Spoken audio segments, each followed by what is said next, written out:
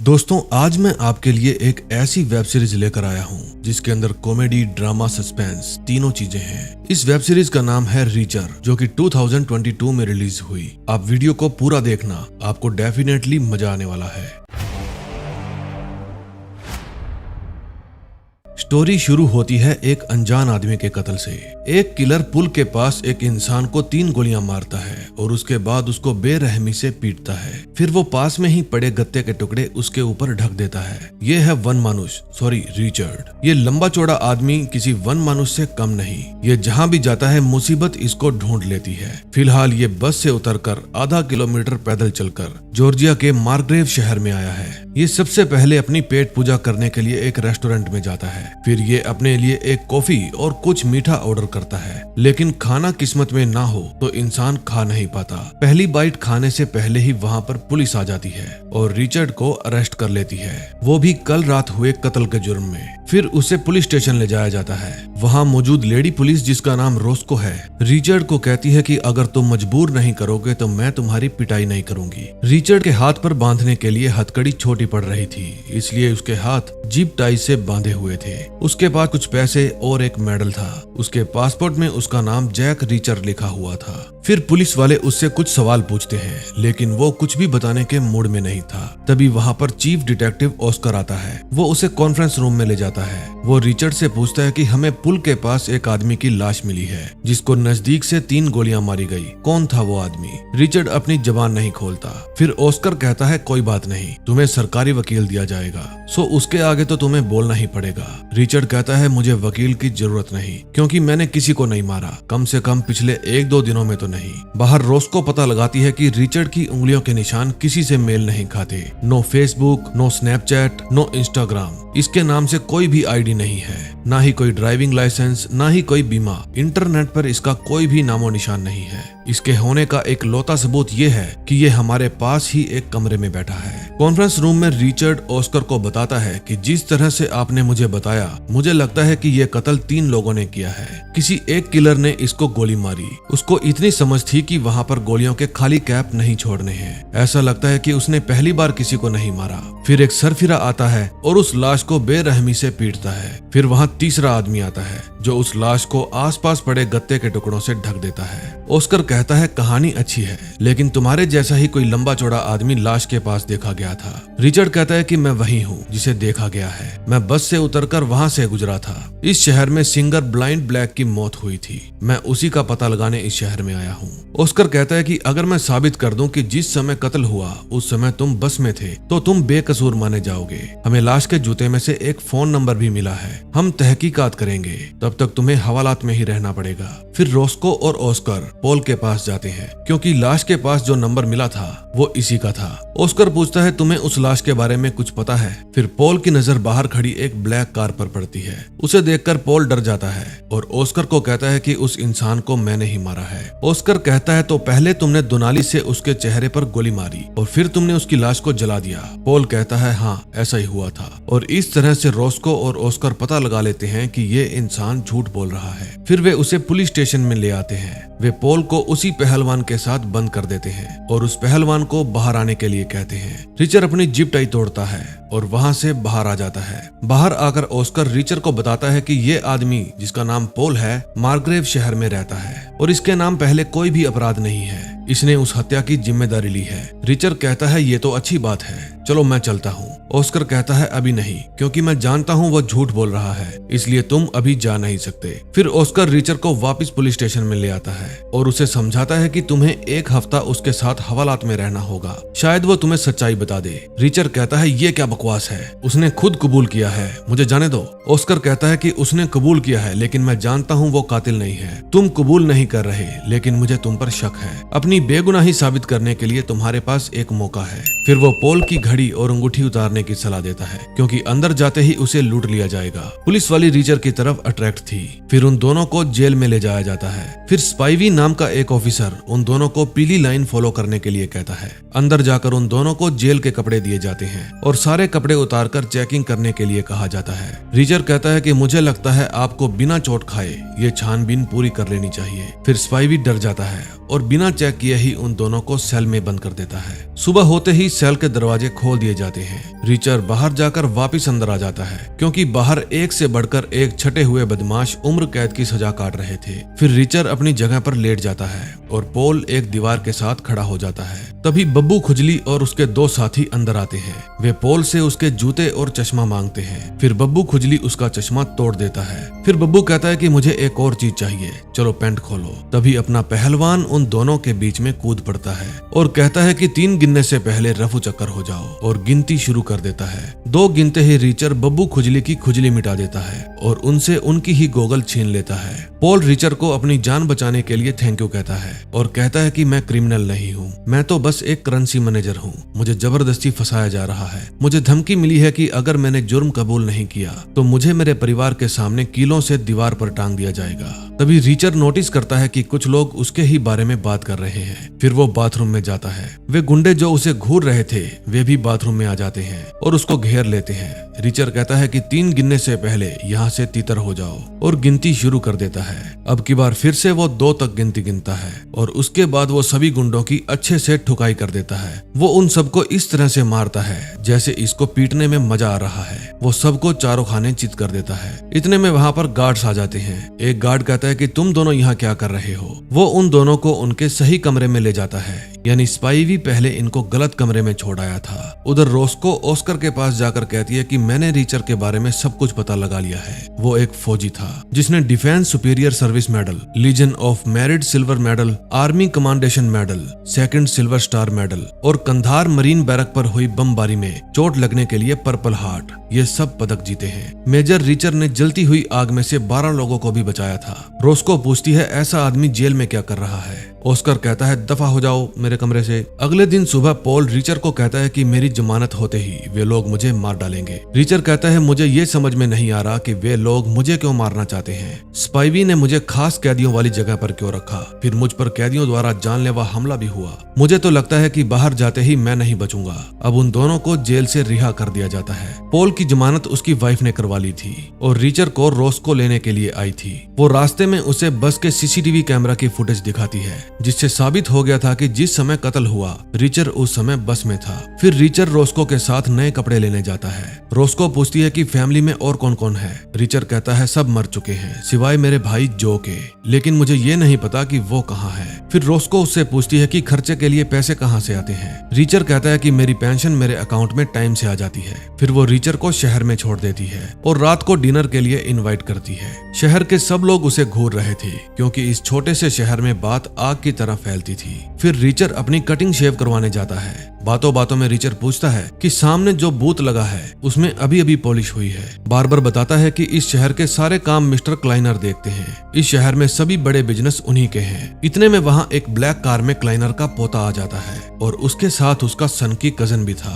Richer उसके पास जाता है और पूछता है क्या चाहिए। जूनियर क्लाइनर कहता है कि कल मैंने पेपर में पढ़ा था कि एक जैक रिचर के ऊपर बहुत सारे इल्जाम लगाए गए थे और आज अचानक से वो सभी इल्जाम हटा दिए गए हैं, इसलिए कुछ भी ऐसा मत करना जिसको हम माफ ना कर पाए। ये धमकी देकर वे चले जाते हैं। फिर शाम को रिचर पुलिस स्टेशन जाता है क्योंकि रोस्को ने उसे डिनर के लिए इनवाइट किया था। तभी उसे रोस्को मिलती है और कहती है कि हम डिनर पर नहीं जा सकते क्योंकि हमें पहले वाली जगह से थोड़ी ही दूर एक और लाश मिली है, उसकी मौत भी बिल्कुल वैसे ही हुई है। तभी ऑस्कर आ जाता है और पूछता है क्या पोल ने जेल में तुमसे कुछ कहा। रिचर कहता है उसने मुझे कुछ नहीं बताया। फिर ऑस्कर उसे कहता है हमें बस से जो फुटेज मिली है उसमें तुम्हारा चेहरा साफ नहीं था। जब तक फोरेंसिक की रिपोर्ट नहीं आ जाती तुम हमारी निगरानी में रहोगे। बेहतर यही होगा कि तुम इस केस में हमारी हेल्प करो। फिर जब वे मुर्दा घर जाते हैं तो लाश देखकर रिचर गुस्सा हो जाता है क्योंकि ये उसका भाई जो था। ऑस्कर पूछता है एक ही समय में तुम दोनों भाई इस टाउन में क्या कर रहे थे।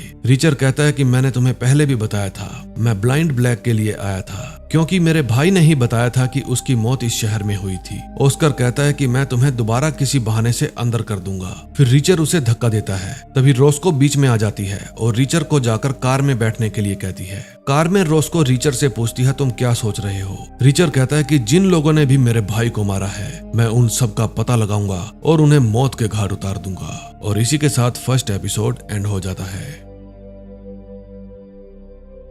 सेकंड एपिसोड में हम देखते हैं ऑस्कर गाड़ी को पुलिस स्टेशन ले जाता है। फिर नीचे उतरकर रिचर्ड शहर की तरफ चल पड़ता है। फिर ऑस्कर रोस्को को इस पहलवान को रोकने के लिए कहता है, वरना ये पूरे शहर को तबाह कर देगा। फिर रोस्को अपनी गाड़ी में उसका पीछा करती है। फिर अचानक से रिचर्ड उसकी आंखों से ओझल हो जाता है, लेकिन तभी वो अचानक से उसकी गाड़ी के सामने आ जाता है और कहता है कि मेरी तहकीकात में विघ्न मत डालो। रोस्को कहती है कि जिसको तुम ढूंढना चाहते हो हम भी उसी को ढूंढना चाहते हैं, इसलिए साथ मिलकर काम करते हैं, गाड़ी में बैठ जाओ। फिर वे दोनों पॉल के घर जाते हैं। घर पर पॉल नहीं था, उसकी वाइफ और 2 बेटियां थी। पॉल की वाइफ कहती है कि मुझे पॉल ने बताया था रिचर्ड एक अच्छा आदमी है, उसने जेल में मेरी खूब हेल्प की। वो बताती है कि उसके हस्बैंड बैंक के काम संभालते हैं, लेकिन अभी तक वो घर नहीं आए। फिर रिचर्ड उसे वॉशरूम जाने के लिए कहता है, लेकिन वॉशरूम ना जाकर वो उसके रूम में जाकर तलाशी लेता है। फिर उसे पॉल के शूज मिलते हैं। ध्यान से देखने पर उसे उसमें एक पौधे का सीड नजर आता है। फिर बाहर जाकर वो पॉल की वाइफ को समय देने के लिए धन्यवाद कहता है और घर से बाहर चला जाता है। बाहर जाकर वो रोस्को को कहता है कि मेरे दिमाग में 2 बातें हैं। पहली ये कि जेल में वो गुंडे मुझे नहीं मारना चाहते थे, वे पॉल को मारना चाहते थे, क्योंकि उनको ऑर्डर मिला होगा कि 2 लड़के नए आए हैं, उनमें से जिसने चश्मा लगा रखा है उसे मारना है, जबकि उस समय चश्मा मैंने लगा रखा था। और दूसरी बात ये कि एक बैंकर के शूज में किसी खेत में उगने वाले पौधे के बीज कैसे आए। फिर वे उस जगह जाते हैं जहाँ रिचर्ड के भाई जो का कत्ल हुआ था। वहाँ पर वो इमेजिन करता है कि किस किस तरह से खूनी ने मेरे भाई के ऊपर वार किया होगा। रोस्को कहती है, मुझे अपने भाई के बारे में कुछ बताओ, वो क्या करता था, तुम्हारे साथ संबंध कैसे थे। रिचर्ड उसे बताता है कि मेरा भाई होमलैंड सिक्योरिटी में था। रोस्को कहती है कि होमलैंड में काफी कुछ आता है, आतंकवाद, नशे, बंदूकें, सीमा पर अपराध। तुम्हारा भाई किस महकमे में था, लेकिन रिचर्ड को नहीं पता था। फिर रिचर्ड वहाँ से पैदल ही जाने लगता है। वो अपने लिए किराए पर एक रूम लेने गया था। रोस्को फिर से उसका पीछा करती है। जब रिचर्ड अपने रूम की चाबी लेकर आता है तो देखता है कि कुछ लड़के उसी का इंतजार कर रहे हैं। वे उससे जबरदस्ती पंगा लेने की कोशिश करते हैं, लेकिन रिचर्ड उनमें से 3 लड़कों को अच्छी तरह धोता है और चौथे को कहता है कि इन तीनों को हॉस्पिटल ले जाओ।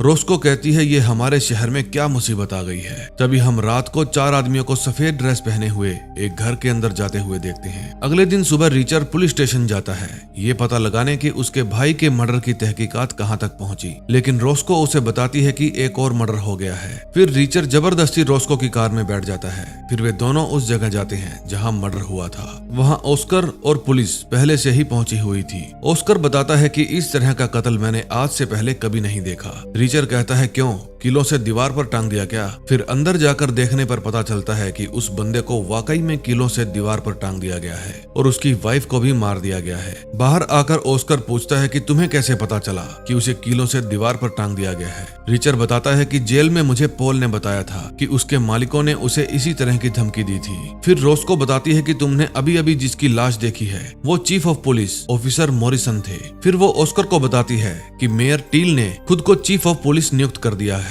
रिचर्ड कहता है, हो सकता है कि मेयर ने उसकी पोस्ट हासिल करने के लिए उसे मरवा दिया हो। फिर ऑस्कर कहता है कि मुझे मेरे FBI वाले दोस्त को इसमें इन्वॉल्व करना होगा, लेकिन रिचर्ड कहता है कि आपको किसी बाहरी व्यक्ति को इसमें इन्वॉल्व नहीं करना चाहिए। अगर मिलकर ही काम करना है तो हम तीनों करेंगे, वरना मैं अकेले ही उन सबको ढूंढकर मार दूंगा। तभी ऑस्कर के पास एक मैसेज आता है जिसमें लिखा था कि टील ने इमरजेंसी बैठक बुलाई है। फिर ऑस्कर मीटिंग में चला जाता है। रोस्को और रिचर्ड दोबारा पॉल के घर जाते हैं। पॉल की वाइफ घबराई हुई बाहर आती है और कहती है कि जब से मेरी शादी हुई है पहली बार ऐसा हुआ है कि पॉल रात को घर नहीं आया। फिर रोस्को रिचर्ड को कहती है कि मेरे पास गन है, मैं यहीं रुकती हूँ, इनकी जान को खतरा है, तुम ऑस्कर के पास जाओ क्योंकि उसकी जान को भी खतरा है। फिर वो गैराज में से एक चाकू लेता है क्योंकि उसके पास गन नहीं थी और पॉल की कार लेकर ऑस्कर के पास चला जाता है। वहाँ Teal new chief of police बनने की खुशी में भाषण दे रहा था। तभी एक आदमी उठकर कहता है कि 20 सालों से इस शहर में कोई कत्ल नहीं हुआ और अब एक लंबा चौड़ा आदमी हमारे शहर में आया और एकदम से 4 कत्ल हो गए। फिर सभी लोग चिल्लाते हैं कि उसको अरेस्ट करो।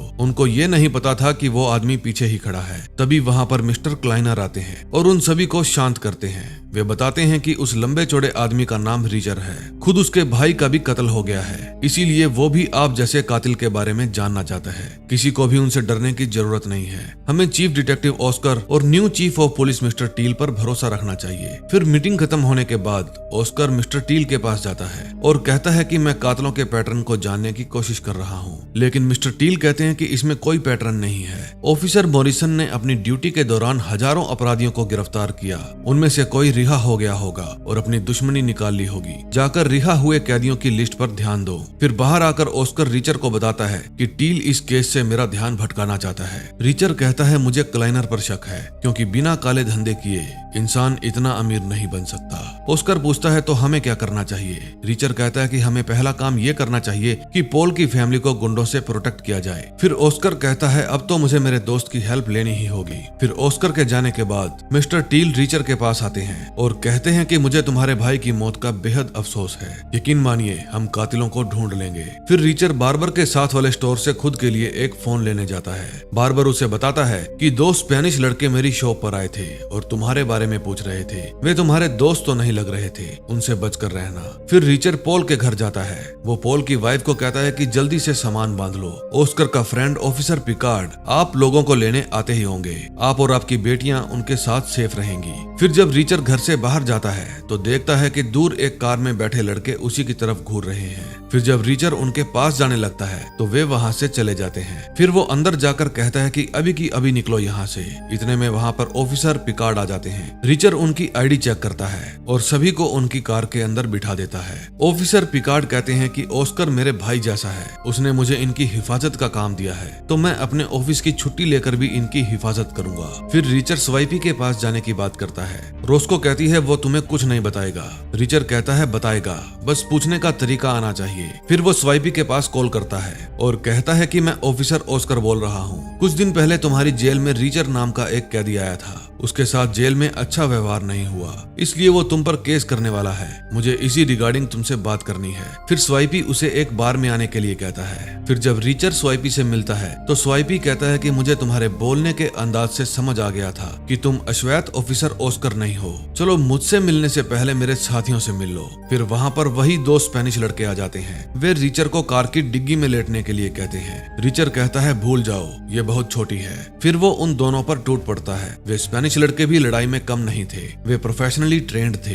तभी वहाँ पुलिस आ जाती है और वो तीनों ही वहाँ से खिसक लेते हैं। फिर रिचर पुलिस स्टेशन जाता है। वो ऑस्कर और रोस्को को बताता है कि मैं स्वाइपी से पूछताछ नहीं कर पाया। मेरी जिनसे फाइट हुई थी वे पहले फौजी थे, वरना मैं उनको 10 सेकंड में सुला देता। फिर रिचर स्वाइपी के घर जाने लगता है। ऑस्कर कहता है कि उस्ताद जी अब अपने रूम में जाकर आराम करो, ये काम मुझ पर छोड़ दो। फिर वो रोस्को को कहता है कि तुम रिचर को उसके होटल छोड़ दो, लेकिन रोस्को रिचर को होटल नहीं लेकर जाती बल्कि बार में लेकर जाती है। वे दोनों वहां जाकर बियर पीते हैं और डांस करते हैं। उसके बाद वे दोनों रोस्को के घर जाने लगते हैं, लेकिन तेज बारिश के कारण रास्ता बंद था। तभी एक पुलिस वाला उन्हें आगे जाने से रोकता है। फिर वे दोनों पास के ही एक होटल में रूम ले लेते हैं और रात वहीं पर बिताते हैं। फिर सुबह होने पर जब वे दोनों रोस्को के घर जाते हैं तो देखते हैं कि उसके घर का दरवाजा खुला पड़ा था। रोस्को अपनी कार में से गन निकाल कर लाती है। घर के अंदर जाने पर पता चलता है कि घर के अंदर रात में कुछ लोग आए थे। उन्हें घर में कोई भी नहीं मिला, इसलिए वे वहां से चले गए। लेकिन जाते जाते वे एक मैसेज छोड़ गए, सी यू सून।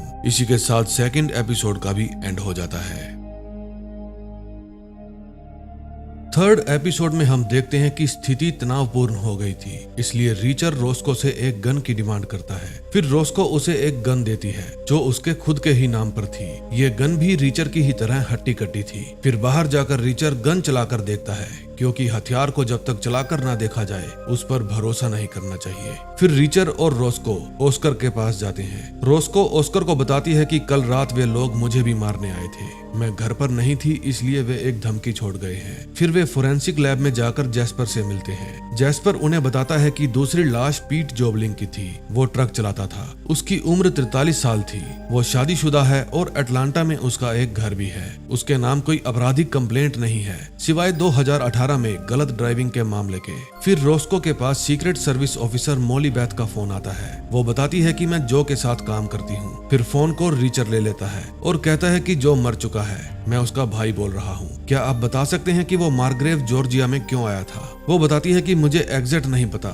लेकिन वो कोई खुफिया मिशन पर था। रोस्को पूछती है वो किस तरह का काम संभालता था। मोली बताती है कि वो नकली नोट और जालसाजी का काम संभालता था। उसने मुझे एक बार कहा था कि मैं जालसाजी का धंधा पूरी तरह से बंद करवा के रहूंगा। फिर रिचर कहता है क्या आप उसकी फाइलों की हार्ड कॉपी दे सकती हैं? ये बात किसी को भी पता नहीं चलनी चाहिए। मोलीबेथ कहती है कि कॉपी तैयार करने में 1-2 दिन लग जाएंगे। फिर वहाँ से बाहर निकलकर ऑस्कर कहता है नकली नोटों के लिए इतने कत्ल। रिचर कहता है लोग तो $20 के लिए जान ले लेते हैं, ये तो बड़ा मामला लगता है। फिर ऑस्कर कहता है कि मैं स्पाइवी के घर जाऊंगा, वो दूसरे राज्य में पड़ता है। तब तक तुम ये पता लगाओ कि 2018 में उस ट्रक ड्राइवर पर क्या मुकदमा चला था और ठंडे दिमाग से काम लेना। फिर रोस्को पुलिस स्टेशन जाती है। वो टील को बताती है कि रात को कुछ गुंडे मेरे भी घर आए थे, शुक्र मनाओ मैं घर पर नहीं थी, वरना केस कल ही रफा दफा हो जाता। टील कहता है ये हुई ना बात, बहादुर लड़की। फिर रोस्को के पास स्टीवनसन आता है। वो पूछता है कि क्या आपको पॉल के बारे में कुछ पता चला या उसकी फैमिली के बारे में कुछ पता चला हो, क्योंकि मेरी वाइफ और पॉल की वाइफ कजन है। मेरी वाइफ को चिंता हो रही थी,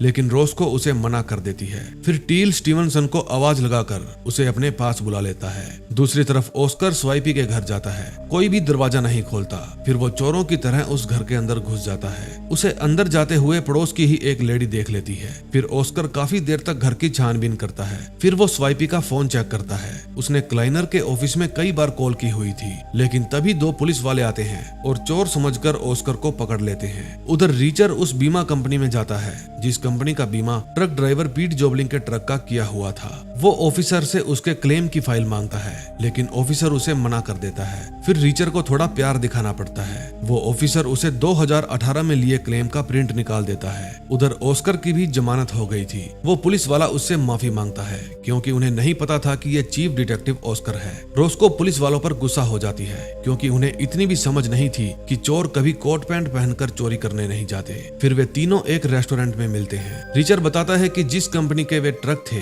वे क्लाइनर इंडस्ट्रीज के लिए काम करते हैं। जब ट्रक वाला मुसीबत में फंस गया था तो क्लाइनर ने ही उसकी कानूनी फीस भरी थी। ऑस्कर बताता है कि मैं स्वाइपी के घर गया था। ऐसा लगता है कि वो शहर छोड़कर भाग गया है, लेकिन भागने से पहले उसने कई बार क्लाइनर के ऑफिस में कॉल की थी। सारे सबूत क्लाइनर की तरफ इशारा कर रहे हैं। हो सकता है कि नकली नोट एक जगह से दूसरी जगह पर सप्लाई करने के लिए उन्हें ट्रकों की जरूरत पड़ती हो। आगे का रास्ता कांटों भरा है। ऑस्कर बताता है कि गैर कानूनी ढंग से इकट्ठा किए सबूत मान्य नहीं होते। फिर रिचर और ऑस्कर क्लाइनर के ऑफिस में जाने का फैसला करते हैं। रिचर बचा हुआ खाना एक डॉगी के लिए ले जाता है, जिसका मालिक उसे अक्सर पानी और खाने के लिए कुछ नहीं देता था। फिर ऑस्कर के पूछने पर वो बताता है कि ये मेरे चाचा का कुत्ता है। पिछले हफ्ते मेरे चाचा की मौत हो गई। मैं इसे लाना नहीं चाहता था, लेकिन मजबूरी में लाना पड़ा। ऑस्कर कहता है इसकी अच्छे से देखभाल करो, वरना $500 का जुर्माना और 10 दिन के लिए कैद भी हो सकती है। हमें दोबारा आकर तहकीकात ना करनी पड़े। फिर वे दोनों क्लाइनर के ऑफिस में जाते हैं। वहाँ बड़े पैमाने पर पशुओं का चारा ट्रक से अनलोड किया जा रहा था। फिर एक लड़की उन्हें लेने आती है। वो उन्हें मिस्टर क्लाइनर के ऑफिस में ले जाती है। ऑस्कर पूछता है क्या आप स्वाइपी को जानते हैं? उसने पिछले 3 दिनों में कई बार आपके ऑफिस में फोन किया है, और मरने वाला एक आदमी जिसका नाम पीट जोबलिंग है, वो भी आपके लिए ही ट्रक चलाया करता था। आपने उसकी कानूनी फीस भी भरी थी। मिस्टर क्लाइनर कहते हैं कि मेरा माल देश के हर कोने में जाता है। मेरे वकीलों की टीम हर वक्त तैयार रहती है ताकि कोई ट्रक ड्राइवर मुसीबत में हो तो उसे जल्दी से मुसीबत से निकाला जाए, क्योंकि माल की सप्लाई रुकनी नहीं चाहिए। और रही बात स्वाइपी की, ये भी हो सकता है कि उसका कोई दोस्त हमारी कंपनी में काम करता हो, जिससे वो बात करने की कोशिश कर रहा था। मुझे पता है कि आप लोग अपना काम कर रहे हैं, लेकिन ये बात मत भूलो, मैंने इस शहर के लिए अपना बहुत सारा पैसा लुटाया है, और अब मैं कत्ल से जुड़े सवालों के जवाब देते हुए अपमानित महसूस कर रहा हूँ। ऑस्कर कहता है मैं ईमानदारी से अपनी ड्यूटी कर रहा हूँ, फिर सामने चाहे जो भी हो मैं सवाल करूंगा। क्लाइनर कहता है कि अगर बिना सबूत के मेरा टाइम खराब करोगे तो मार्ग्रेव की जनता तुम पर खुश नहीं होगी, इसलिए चले जाओ यहाँ से। ऑस्कर जाने से पहले उसे धमकी देता है कि आप शहर के बाप होंगे, मेरे नहीं। अगर मेरी तहकीकात में बाधा डाली तो मैं तुम्हारे हलक में हाथ डालकर तुम्हारा कलेजा खींच लूंगा। उसका डायलॉग सुनकर रिचर को हंसी आ रही थी। फिर क्लाइनर सिक्योरिटी बुलाता है। वे सिक्योरिटी वाले उन्हें बाइज्जत बाहर का रास्ता दिखाते हैं। रिचर कहता है ये जो तुमने डायलॉग मारा है तुम पर बिल्कुल सूट नहीं करता। गाड़ी में भी रिचर ऑस्कर के डायलॉग का मजाक उड़ाता है। फिर रिचर उसे कहता है कि आपको अब अपने घर में नहीं रहना चाहिए, वरना आपका भी वो हाल हो सकता है जो ऑफिसर मॉरिसन का हुआ था। अब आपके पास थोड़ा बहुत कैश और एक नकली नाम होना चाहिए। फिर रोस्को और रिचर ऑस्कर का सामान बांधने में उसकी हेल्प करने के लिए जाते हैं। ऑस्कर कहता है कि रिचर तुम कोई जल्दबाजी मत करना। रिचर कहता है कि क्लाइनर का पर्दाफाश करना मेरा आखिरी काम है, पहला नहीं। मेरे पास काफी समय है मेरे भाई की मौत का बदला लेने के लिए। रोस्को कहती है कि हमारे पास 3 सुराग थे, पॉल, स्वाइपी और पीट जोबलिंग। स्वाइपी भाग गया, पॉल लापता है और पीट जोबलिंग मारा गया। रिचर कहता है तो मैं स्वाइपी को ढूंढूंगा, उसने मुझे एक बार में बुलाया था, जरूर उसे वहाँ कोई जानता होगा। रात को गैस स्टेशन पर रोस्को को जूनियर क्लाइनर मिलता है। वो उससे पूछता है कि आजकल रिचर के साथ बड़ा घूम रही हो, इस शहर के लड़के कम पड़ गए थे क्या? रिचर ने तुम्हें बगदाद के बारे में तो बताया ही होगा कि किस तरह उसने बेकसूर लोगों की जान ली और अच्छे कनेक्शन होने की वजह से उस पर से आरोप भी हट गए। मुझे तो रिचर ही हत्यारा लगता है। फिर रोस्को वहाँ से चली जाती है। फिर ऑस्कर एक लेडी से मिलने जाता है। वो उसी बैंक की मैनेजर थी जिसमें पॉल काम किया करता था। वो बताती है कि पॉल हमारी एक शाखा में करेंसी मैनेजर था, लेकिन 1 साल पहले ही वो हमारा बैंक छोड़कर चला गया था। उधर रिचर उस बार में जाता है जिसके बाहर स्वाइपी मिला था। वो एक बूढ़े आदमी को पैसे देकर उससे स्वाइपी के बारे में जानने की कोशिश करता है, लेकिन एक लंबा चौड़ा आदमी आकर उसे कहता है ये कुछ नहीं बताएगा, किसी दूसरे बार में जाओ। अब की बार बिना गिनती गिने ही रिचर उसको पीट देता है। फिर बिना पूछे ही वो बता देता है कि स्वाइपी 2 स्पेनिश लड़कों के साथ गया है। वो काफी जल्दी में लग रहा था। फिर जब रिचर जाकर अपनी कार में बैठता है तो वो बैक व्यू मिरर में देखता है कि वही ब्लैक कार उसका पीछा कर रही है। फिर वो अपनी कार से उतरकर वापस बार में जाता है। वो किचन में जाकर वहाँ से ग्लव्स उठा लेता है और वापस अपनी कार में आकर बैठ जाता है। फिर वो अपनी कार को वहाँ से भगा लेता है। उसे पता था कि वही स्पेनिश लड़के ब्लैक कार में उसका पीछा कर रहे हैं। फिर वो एक सुनसान एरिया की तरफ गाड़ी मोड़कर चलती गाड़ी से कूद जाता है। गाड़ी एक घर के पास जाकर रुक जाती है। फिर वे स्पेनिश लड़के भी अपनी कार वहाँ रोकते हैं और अपनी गन लेकर रिचर को ढूंढने लगते हैं। उन्हें लग रहा था कि रिचर इस घर में आया है, लेकिन तभी पीछे से रिचर दबे पांव आता है और उन दोनों स्पेनिश लड़कों को गोली मार देता है। फिर वो उनकी जेब चेक करता है। जेब में उसे बहुत सारे पैसे मिलते हैं जो रिचर को ही मारने के लिए उन्हें दिए गए थे। फिर वो उन दोनों की बॉडी को उनकी ही कार की डिग्गी में डालने के लिए खींच कर ले जाता है और जब कार की डिग्गी खोलता है तो उसे उसमें स्वाइपी की लाश मिलती है और इसी के साथ 3rd एपिसोड का भी एंड हो जाता है। 4th एपिसोड में हम देखते हैं रिचर ने जो स्पेनिश लड़के मारे थे वो उनके हाथ पैर मरोड़कर उनकी ही कार की डिग्गी में फिट कर देता है। फिर उसके पास ऑस्कर का फोन आता है। वो बताता है कि किसी ग्रामीण ने मुझे एक जली हुई गाड़ी के बारे में बताया है, मैं वहीं जा रहा हूँ। फिर रिचर भी वहाँ पहुँच जाता है। फिर वे उस गाड़ी की छानबीन करते हैं। इतने में वहाँ रोस्को भी आ जाती है। फिर वे उस जली हुई गाड़ी का चैसी नंबर निकालते हैं। ऑस्कर चैसी नंबर को नोट कर लेता है। फिर रिचर बताता है कि स्पाइकी भी मारा गया है। फिर वो उनकी लाशों को ठिकाने लगाने के लिए कहता है, क्योंकि वो नहीं चाहता था कि लाशें किसी को मिल जाए और इसमें स्टेट पुलिस इन्वॉल्व हो जाए। इससे उनकी तहकीकात में बाधा होगी। रोस्को भी रिचर के साथ जाती है। उन लाशों की दुर्दशा देखकर रोस्को रिचर से पूछती है कि बगदाद में क्या हुआ था। रिचर बताता है कि उस समय वो अपनी ड्यूटी कर रहा था। स्थानीय बच्चे अक्सर वहाँ पर फुटबॉल खेलने आते थे। एक रात मैंने बच्चों की आवाज सुनी। फिर मुझे पता चला कि बगदाद के कुछ लोग उनके साथ बुरा काम कर रहे थे। फिर मैंने उन्हें ठोक दिया। फिर इराकी पुलिस ने मुझसे कुछ सवाल जवाब किए और पाया कि मैंने जो कुछ भी किया बिल्कुल ठीक किया। क्या तुम्हें और भी कुछ जानना है? रोस्को कहती है नहीं। फिर वे स्पेनिश लड़कों की कार लेकर एयरपोर्ट जाते हैं और उसे वहां पर पार्क कर देते हैं। ये काम वे बिल्कुल छुपते छुपाते और अक्लमंदी से करते हैं ताकि किसी भी सीसीटीवी कैमरे में उनका चेहरा ना आए। फिर वे पास में ही एक होटल रूम लेने जाते हैं। रिसेप्शन पर रिचर कहता है कि हमें रूम 3रे फ्लोर से ऊपर का चाहिए। रोस्को पूछती है इतना कैश कहाँ से आया? रिचर बताता है कि उन लोगों को मुझे मारने के मोटे पैसे मिले थे, ये वही पैसे हैं। जब वे रूम में जाते हैं तो उनके पास मोली बैथ का फोन आता है। वो बताती है कि मुझे जो की फाइलों में से महत्वपूर्ण जानकारी मिली है, मैं सुबह तक उनको कॉपी कर लूंगी। फिर कल सुबह मैं खुद वहाँ पर फाइलें देने आऊंगी क्योंकि मैं तुमसे मिलना चाहती हूँ। रिचर कहता है मैं तुमसे एयरपोर्ट पर नहीं मिल सकता, हम पर कईयों की नजर होगी। तुम एयरपोर्ट से निकलकर 59 स्टेशन के लिए ट्रेन पकड़ना, हम आपको वहीं मिलेंगे। वो कहती है कि जो अक्सर तुम्हारे बारे में ही बात किया करता था, उसने बताया था कि तुम एक अच्छे इंसान हो। फिर वो गुड नाइट कहकर फोन रख देती है। अपने भाई के बारे में सोचकर रिचर भी उदास हो गया था।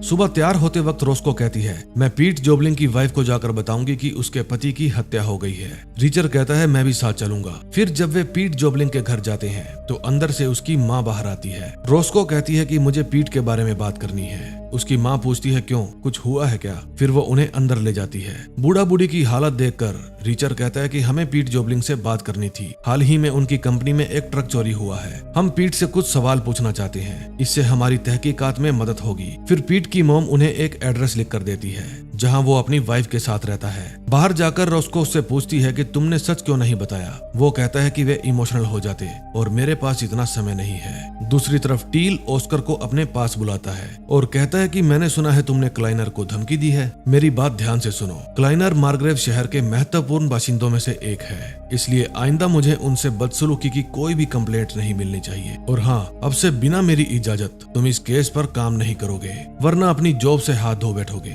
तभी स्टीवनसन आकर ऑस्कर को कहता है कि आपके पापा का फोन आया है। फोन ऑस्कर के पापा का नहीं बल्कि उसके दोस्त पिकार्ड का था। वे कोडवर्ड में बातें कर रहे थे। पिकार्ड ऑस्कर को कहीं आने के लिए कहता है, लेकिन ऑस्कर कहता है कि मैं अपने दोस्तों को भेज दूंगा। फिर पिकार्ड पॉल की वाइफ को कहता है कि मुझे एक जरूरी इंफॉर्मेशन देने के लिए खुद जाना होगा। कुछ ही घंटों में मैं वापिस आ जाऊंगा, तब तक ये गन तुम्हारी रक्षा करेगी। अगर इसे चलाते समय हिचकिचाई तो तुम्हारी जान भी जा सकती है। फिर रोस्को और रिचर्ड ट्रक ड्राइवर पीट जोबलिंग की वाइफ से मिलने जाते हैं। वे उसे बताते हैं कि तुम्हारे हस्बैंड की मौत हो चुकी है। वो औरत कहती है तो फिर क्या हो गया, मुझे कोई अफसोस नहीं। वो बताती है कि पीट जोबलिंग अपने मालिक क्लाइनर से हेराफेरी करता था। मैं उसे रोकती थी तो हमारा झगड़ा भी होता था। वो एयर कंडीशनर लेकर मायामी जाया करता था। फिर वो उन्हें गैरेज लेकर जाती है और कहती है कि शायद 1-2 यूनिट यहाँ भी पड़े होंगे, मैंने कभी चेक नहीं किया, तुम खुद ही देख लो। चेक करने पर पता चलता है कि वे एयर कंडीशनर के बॉक्स खाली थे। वो बताती है कि जब भी पीट के पास फोन आता था वो साथ की साथ घर से चला जाता था। उसके बाद कई दिनों तक वो घर नहीं लौटता था। अब मैं ये घर बेचकर हमेशा के लिए अपने मॉम डैड के पास जा रही हूँ। फिर रिचर के पास ऑस्कर का फोन आता है और वो उन्हें एक एड्रेस देता है जहां उन दोनों को नॉर्मल वर्दी में पिकार्ड से मिलना था। रास्ते में रिचर बताता है कि पीट जोबलिंग जरूर उन खाली बक्सों में नोट लेकर जाता होगा और उसमें से वो हेराफेरी भी करता होगा। उम्मीद है जो की फाइलों में हमें सब कुछ क्लियर हो जाएगा। फिर वे एक पतली गली में पिकार्ड से मिलने जाते हैं। पिकार्ड उनको उस जली हुई गाड़ी की डिटेल देने वाला था। पिकार्ड बताता है कि वो गाड़ी भाड़े की थी जिसको किसी रॉन हैसी के नाम से बुक किया गया था। इसी नाम से मार्ग्रेव से 40 मील की दूरी पर एक होटल रूम भी बुक किया गया था। रिचर कहता है इस नाम को मेरा भाई यूज किया करता था। फिर पिकार्ड उसे होटल का एड्रेस देता है और वहां से चला जाता है। फिर वे उस होटल में जाते हैं और रिसेप्शन पर पूछते हैं क्या रॉन हैसी अपना कोई सामान भूल गया है। रिसेप्शनिस्ट बताता है कि हाँ, वो एक सूटकेस था जिसको 20 मिनट पहले कोई ले गया है। फिर रिचर रोस्को से पूछता है कि अगर एक भारी ब्रीफकेस लेकर तुम्हें होटल से भागना हो तो तुम क्या करोगी। वो कहती है कि मैं जरूरी सामान निकालकर ब्रीफकेस को फेंक दूंगी। फिर वे डस्टबिन में देखते हैं, वहाँ जो का ब्रीफकेस पड़ा था। उसमें रिचर को अपने भाई का सूट मिलता है और सूट में से एक पर्ची मिलती है। उस पर्ची में कुछ कोडवर्ड में बातें लिखी हुई थी। तभी उनके ऊपर कोई गोलियां चलाता है। फिर रिचर और रोस्को दोनों अलग अलग रास्ते भागते हैं। गुंडे गाड़ी से रिचर का पीछा करते हैं और एक जगह पर जाकर गाड़ी फंस जाती है। फिर रिचर उनमें से एक आदमी को तो ठिकाने लगा देता है, लेकिन दूसरा रिचर का पीछा करता है। वो रिचर को गन पॉइंट पर ले लेता है और उसे शूट करने ही वाला था कि रोस्को उसका भेजा उड़ा देती है। जब ये बात ऑस्कर को पता चलती है तो वो कहता है कि और कितनी लाशें गिराओगे यार। रोस्को पूछती है कि पिकार्ड ने जो एड्रेस दिया था उस एड्रेस पे हमसे पहले कोई और कैसे पहुंच गया। ऑस्कर कहता है कि शायद जब पिकार्ड का फोन मेरे पास आया तब दूसरी लाइन पे से किसी ने हमारी बातें सुन ली होगी। उसे स्टीवनसन पर शक था, लेकिन रोस्को कहती है कि मुझे विश्वास नहीं हो रहा वो उनके साथ मिला होगा, लेकिन कुछ भी हो सकता है, हम किसी पर विश्वास नहीं कर सकते। फिर रोस्को ऑस्कर को मार्ग्रेव से बाहर एक बंद पड़े घर में बुलाती है। वहाँ वे सब मिलकर उस पर्ची पर जो कोड लिखे हुए थे उनको क्रैक करने की कोशिश करते हैं, लेकिन सब कुछ उनकी समझ से बाहर था। उस पर पीट की गैराज के बारे में लिखा हुआ था, जबकि उस गैराज में पहले ही वे जाकर चेक कर चुके थे। वहाँ खाली बॉक्स के अलावा कुछ भी नहीं था और उस पर्ची में लिखा था ग्रेस क्लीनर फाइल। दोस्तों, ग्रे पुलिस वाला था जिसने रोस्को को उसके मॉम डैड की मौत के बाद उसके पिता की तरह ही पाला था। रोस्को कहती है कि जब ग्रे की मौत हुई तब ना ही घर में और ना ही पुलिस स्टेशन में हमें कहीं भी क्लाइनर की फाइल नहीं मिली। फिर वे उस पर्ची पर लिखे फोन नंबर पर कॉल करते हैं। उन्हें पता चलता है कि ये तीनों नंबर अलग अलग शहरों में अर्थव्यवस्था महकमा के हैं। वॉइसमेल से पता चला है कि यूरोप में एक कॉन्फ्रेंस रखी गई है, ये तीनों ही 3 दिन बाद लौटेंगे। फिर वे खुद उन दफ्तरों में जाने की बजाय रिचर की एक दोस्त को हायर करते हैं जिसका नाम नियली था। वो पहले भी कई बार रिचर के साथ काम कर चुकी थी। फिर रिचर उसे ये तीनों नंबर देता है और पूरी डिटेल निकालने के लिए कहता है। फिर ऑस्कर कहता है कि हमें चलना होगा, मोली बेथ आती ही होगी। फिर वे तीनों उस प्लेटफॉर्म पर पहुंच जाते हैं जहां मोली बेथ आने वाली थी। फिर वहां मोली बेथ आ जाती है और एस्केलेटर की तरफ इशारा करती है। जब तीनों वहां पर जाकर उसका इंतजार करते हैं तो कुछ देर इंतजार करने के के बाद भी वो ऊपर नहीं आती। फिर वे सभी अलग अलग रास्तों से नीचे जाते हैं। मॉली उन्हें कहीं भी नहीं मिलती। फिर रीचर की नजर उस बैग पर पड़ती है जो मॉली के हाथ में था। चेक करने पर पता चलता है कि वो बैग बिल्कुल खाली था। फिर रीचर पटरी पर थोड़ा आगे जाकर देखता है। उसे मॉली मिल जाती है, लेकिन किसी ने मॉली के पेट में चाकू मार दिया था। वो रीचर को देखकर कहती है जो, और इसी के साथ 4th एपिसोड का भी एंड हो जाता है। दोस्तों, अब तक आपने रीचर के 4 एपिसोड देख लिए हैं और 4 बाकी रह गए हैं, जिनमें सस्पेंस कूट कूट कर भरा हुआ है। अगले 4 एपिसोड मैं नेक्स्ट वीडियो में लेकर आऊंगा, इसलिए आप हमारे चैनल को सब्सक्राइब करके बेल आइकॉन जरूर दबा देना, ताकि जब भी मैं उसके नेक्स्ट एपिसोड लेकर आऊं आप लोगों को पता चल सके। तो मिलते हैं नेक्स्ट वीडियो में। Till then, bye bye.